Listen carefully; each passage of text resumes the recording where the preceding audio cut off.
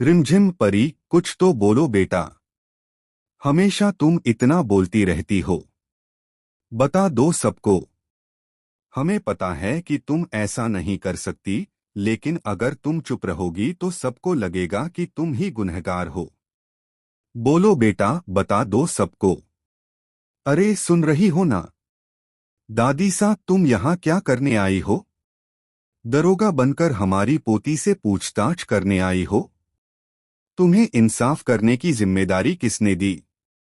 परी, तुम अपने पुचकू से बहुत प्यार करती हो ना? देखो, यह भी जल गया। मेरा पुचकू। मेरा पुचकू जल गया। अगर मैं इस पर दवाई लगाऊंगी तो यह ठीक हो जाएगा ना? हाँ, मैं दवाई लगाऊंगी। रिमझिम परी, मैं तुमसे एक बात पूछूं? सच सच बताओगी? उस कमरे में तुम थी क्या? क्या आग तुमने लगाई थी? परी, हमने कोई आग नहीं लगाई। तुम यहां से जाओ। वैसे ही मेरा पुचकू जल गया है। रिमझिम, जो हो गया सो हो गया। लेकिन अगर तुम सच बता दोगी तो तुम्हारा मन हल्का हो जाएगा। क्या तुमने गुस्से में आग लगाई थी?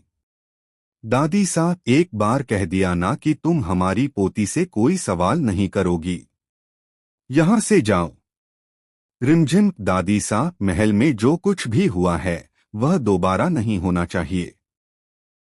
मेरे लिए सच जानना बहुत जरूरी है। परी, मैं अपने पुचकू को दवाई लगा रही हूं।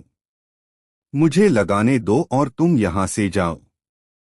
रिमझिम परी, जरूर कोई बात छिपा रही है। इसका पता तो मैं लगाकर रहूंगी। महल में जो हुआ उसे हल्के में नहीं लिया जा सकता। दादी सा खुद इंसाफ में इतना विश्वास करती हैं, तो आज पीछे क्यों हट रही हैं?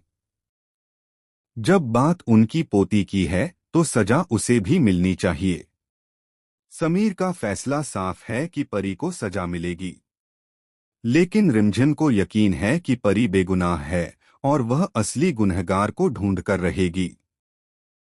बाद में पता चलता है कि जिस समय महल में आग लगी थी उस समय परी रेलवे स्टेशन पर थी।